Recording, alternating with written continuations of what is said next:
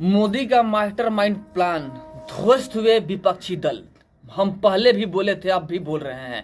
PM Narendra Modi का हनुमान अमित शाह जी हैं। अमित शाह जी ऐसा एडवाइजर है ना कि ऐसा एडवाइस देते हैं कि बड़े बड़े लोग प्रस्त हो जाते हैं।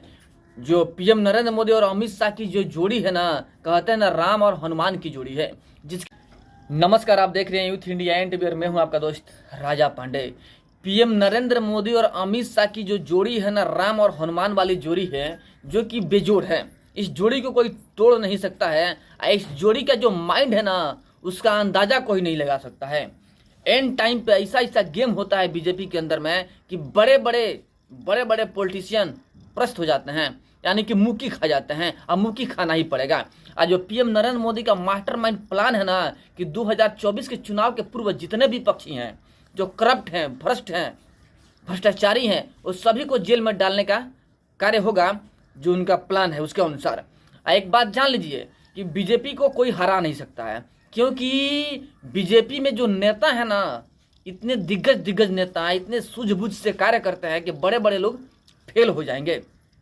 यह हालात है। आपको बताएंगे पीएम नरेंद्र मोदी का मास्टरमाइंड प्लान। वीडियो में अंत तक बने रहिएगा। और अभी तक आपने हमारे चैनल को सब्सक्राइब नहीं किया है, प्लीज लाल बटन दबा के चैनल को सब्सक्राइब कर लीजिएगा, लाइक कर दीजिएगा और बेल के आइकन को प्रेस जरूर कीजिएगा, ताकि टाइम टू टाइम न्यूज का अपडेट आप तक पहुंचता रहे। और जो पहले से ही हमारे चैनल को सब्सक्राइब कर रखे हैं, उनको दिल से धन्यवाद। अब आइए आपको हम बता दें, हम हमेशा से बोलते आ रहे हैं ना कि पीएम नरेंद्र मोदी का जो मास्टरमाइंड प्लान है, उसके अनुसार सभी के सभी विपक्षी प्रस्त हो जाएंगे। 24 के चुनाव के पूर्व जितने भी पक्षी हैं, सभी के सभी ध्वस्त हो जाएंगे और जेल में चले जाएंगे। हम पहले से बोलते आ रहे हैं, आप भी बोल रहे हैं कि उनके दिमाग के आगे सभी के सभी फेल हैं। अब पूछिए क्यों? देखिए, एक तरफ बीजेपी का गठबंधन तोड़ करके नीतीश कुमार जी आरजेडी में शामिल होते हैं, इंडी अलायंस बनाकर रेडी करते हैं। एक पूरे भारत में घूम घूम के इंडी अलायंस बना देते हैं। और इंडी अलायंस का संयोजक और स्थापक दोनों का श्रेय नीतीश कुमार को जाता है, क्योंकि पीएम बनना चाहते थे नीतीश कुमार जी। जो सूत्रों के हवाले से खबर आ रहा है उसके अनुसार हम बता रहे हैं ना, लेकिन उनका सपना चूर हुआ। देखिए, जो लोकसभा का चुनाव है उसके ठीक पहले गठबंधन तोड़ देते हैं, पुनः बीजेपी में आ जाते हैं। अब ये भी हो सकता है ना कहीं बीजेपी का एक मास्टरमाइंड प्लान हो, जिसके अनुसार नीतीश कुमार जी बीजेपी से गठबंधन तोड़ दिए और आरजेडी में मिल गए। और आरजेडी का जितना त्रिया चरित्र है ना, सब जान लिए। एंड टाइम पे आरजेडी को लात मार के पुनः बीजेपी में वापसी हो गया इनका। यानी ये भी एक षड्यंत्र का हिसाब किताब हो सकता है, एक राज हो सकता है षड्यंत्र का, जिसके तौर पर नीतीश कुमार जी काम कर रहे थे। बट हमारी सोच है और सूत्रों के हवाले से जो खबर आ रहा है ना, उसके अनुसार हम सोच के बता रहे हैं, उसके अनुसार आपको बता रहे हैं। बट क्या सही है क्या गलत है हमको पता नहीं है, लेकिन जो अनुमान लगाया जा रहा है उसके अनुसार हम बताया जा रहा है। एक तरफ देखिए, बिहार में नीतीश जी का सरकार बीजेपी के साथ में बनता है, दूसरी तरफ ईडी धक्का वार करना शुरू कर देती है। पहले 11 घंटा लालू प्रसाद यादव से पूछताछ होता है पटना ईडी दफ्तर में। जब डिप्टी सीएम थे तेजस्वी यादव, तो ईडी के बार बार कहने के बावजूद ईडी दफ्तर में नहीं पहुंचते थे, उनका सहयोग नहीं करते थे, क्योंकि इनके अंदर हिम्मत था कि भाई हम डिप्टी सीएम है, हमको ऐसा थोड़े ना कोई उठा लेगा। यह कहीं ना कहीं उनके अंदर हम था। लेकिन जब डिप्टी सीएम का पद चला गया, तो एक बार कहने पे लालू प्रसाद यादव अपने गाड़ी से पहुंचे जो ईडी दफ्तर है पटना, वहां पे लगभग 11 घंटा। एक बात जान लीजिए कि गाड़ी से उतरकर पैदल जाना पड़ा ईडी दफ्तर में। 11 घंटा पूछताछ हुआ, भयानक पूछताछ हुआ, जिसमें बहुत सारे सवालों का जवाब देने में असमर्थ रहे लालू प्रसाद यादव। वो क्यों पूछताछ हो रहा था? चूंकि इनके ऊपर आरोप है नौकरी के बदले जमीन लेने का। जब रेल मंत्री थे लालू प्रसाद यादव, तो नौकरी के बदले जमीन लिए थे, उस पर केस हुआ है। ईडी का केस उस पर हुआ है और ईडी के पास पुख्ता सबूत भी है, क्योंकि जो लोग जमीन दिए हैं ना नौकरी के बदले, वो सभी के सभी सरकारी गवाह बनने को तैयार हैं। जहां जहां से फंडिंग हुआ है वो सभी सरकारी गवाह बनने को तैयार हैं। इसलिए पूछताछ हो रहा है। 11 घंटा पूछताछ के बाद लालू जी को छोड़ दिया गया। और चूंकि लालू जी सवालों का जवाब नहीं दे पाए हैं, तो कभी भी हथकड़ी उनके हाथों में लग सकता है। बस हथकड़ी रेडी है, लगना बाकी है, क्योंकि लालू प्रसाद यादव के घर के सभी सदस्यों पे न केस हुआ है भाई। और सबका नाम चार्जशीट में है, ईडी के चार्जशीट में। तो पूछताछ सबसे होगा, उसके बाद से धक्का इनका गिरफ्तारी होगा। और कल है यानी कि 30 जनवरी को तेजस्वी यादव का समन भेजा गया था, बुलाया गया ईडी दफ्तर, और तेजस्वी यादव भागे भागे ईडी दफ्तर पहुंचे। लेकिन ईडी दफ्तर पहुंचते ही वहां पे आरजेडी समर्थकों का जमावड़ा लग गया। इतने ज्यादा आरजेडी समर्थक पहुंच गए कि पूछिए नहीं। हजारों की जनसंख्या में ईडी दफ्तर के बाहर आरजेडी समर्थक तेजस्वी यादव जिंदाबाद का नारा लगाते हुए नजर आए, और भागे भागे तेज प्रताप यादव भी आए जाने के लिए, लेकिन उनको जाने नहीं दिया गया अंदर, वो बाहर ही रह गए। मतलब यही है कि बाहर हल्ला गुला चल रहा था, ईडी जो तेजस्वी यादव के समर्थक है उनका हल्ला गुला चल रहा था। लेकिन ईडी का जो कार्य है वो तो करके रहेगी, क्योंकि ईडी किसी से डरती नहीं है। ईडी लगभग 10 घंटा पूछताछ की है तेजस्वी यादव से, जिसमें तेजस्वी यादव बहुत सारे सवालों का जवाब दिए हैं, बहुत सारे नहीं भी दिए हैं। अब देखिए क्या होता है, तेजस्वी यादव भी जेल जा सकते हैं, क्योंकि हथकड़ी उनके ऊपर भी लटका हुआ है। अब बच गई राबड़ी देवी और मीसा भारती, इन सभी का बारी बारी से पूछताछ होने वाला है बिहार में। ईडी पूछताछ करेगी, अंततः अंत में जेल जाना तो तय ही है। इतना जान लीजिए कि 10 से 12 दिन में लालू जी के पूरे परिवार जेल के अंदर होंगे। लेकिन एक तरफ रोहिणी आचार्य है जो कि ईडी को धमकी देती हुई नजर आई, ट्वीट पे ट्वीट कर रही थी, जो कि सिंगापुर में है, अभी स्थित है सिंगापुर में है, वो ईडी को धमकी देती हुई नजर आई है।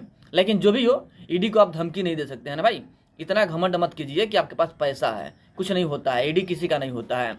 दूसरी तरफ झारखंड में जाइए, हेमंत सोरेन जो है दिल्ली पहुंचते हैं, ईडी दफ्तर में उनका पेशी था, लेकिन जो हवाई अड्डा है वहीं से गायब हो जाते हैं। हेमंत सोरेन वहीं से गायब हो जाते हैं। बाद में एक पर्ची भी छपता है जिसमें कि गुमशुदा बताया जाता है हेमंत सोरेन को, कि हेमंत सोरेन गायब हो गए हैं।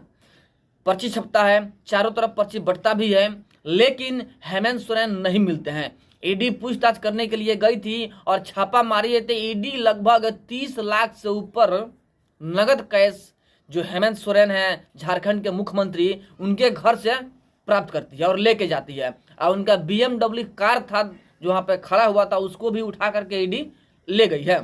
फिलहाल हेमंत सोरेन आ चुके हैं और अब बहुत जल्द उनका गिरफ्तारी होने वाला है। गिरफ्तारी के साथ में वहाँ का मुख्यमंत्री भी चेंज होने वाला है। वहाँ पे कल्पना जो है उनको मुख्यमंत्री बनाने की बात चल रहा है ना, कि कल्पना को मुख्यमंत्री बनाया जाएगा। ये बात जान लीजिए कि वहाँ पे कांग्रेस का सत्ता है।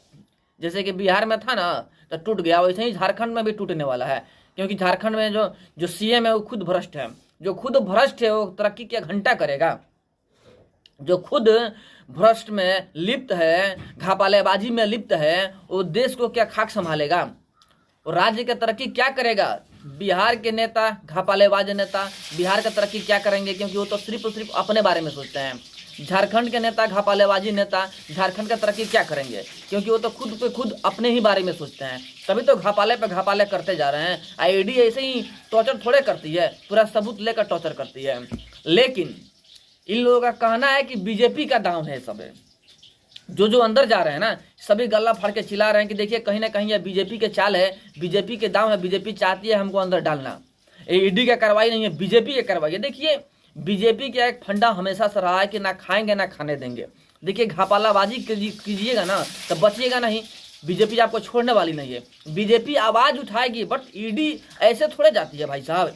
ईडी जाती है जब आपके खिलाफ में सबूत इकट्ठा कर लेती है ईडी, तभी जाती है, किसी के कहने पे नहीं। सरकार किसी का हो, ईडी नहीं सुनती है, ईडी अपने अनुसार चलता है। ईडी के पास सबूत होगा तो ईडी जाएगा। इसमें ही कहीं नहीं कहा जा सकता ना कि बीजेपी कर रहा है। बीजेपी कुछ नहीं कर रहा है, बीजेपी जो कहा था वही कर रहा है ना। बीजेपी का बोल शुरू से रहा है कि ना खाएंगे ना खाने देंगे, ईमानदारी से रहिएगा तो रहेंगे और रहने देंगे। उसी फंडे पे चल रही है बीजेपी, इसमें कहीं दो राय नहीं है।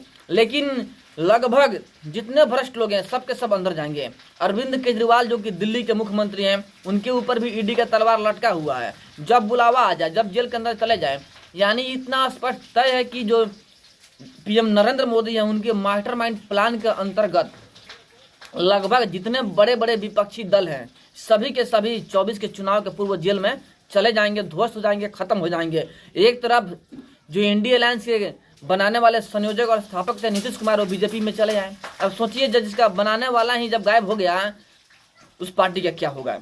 इंडिया अलायंस के संस्थापक और संयोजक दोनों नीतीश कुमार थे और नीतीश कुमार जी बीजेपी में आ गए। यानी बीजेपी में आ करके नीतीश कुमार इंडिया अलायंस को तोड़ने का कार्य किए हैं और इंडिया अलायंस ध्वस्त हो जाएगा बहुत जल्द। यानी प्लान के तहत, बीजेपी के प्लान के तहत इंडिया अलायंस खत्म बना भी, खत्म भी हुआ। लेकिन कांग्रेस में कोई ऐसा नेता भी नहीं है ना जो टक्कर ले सके पीएम नरेंद्र मोदी का, क्योंकि पीएम नरेंद्र मोदी अकेला चाहे ना तो पूरा का पूरा वोट लेकर के अपना सरकार बना सकते हैं और बनेगा भी। बस थोड़ी समय है, देखिए क्या होता है। 14 और 19 के चुनाव को अनुमान लगाते हुए इतना नजर जरूर है कि 24 के चुनाव में थोड़ा हट के होगा और कुछ ज़्यादा ही वोट आएगा, बट जो होगा सो देखा जाएगा। बट इन जैसे करप्ट लोगों के बारे में आप लोग क्या सोचते हैं जो कि करप्ट हैं, कमेंट में जरूर बताइएगा। फिर मिलते हैं आपसे हम बड़े अपडेट और एक बड़े न्यूज़ के साथ में, तब तक के लिए जय हिंद।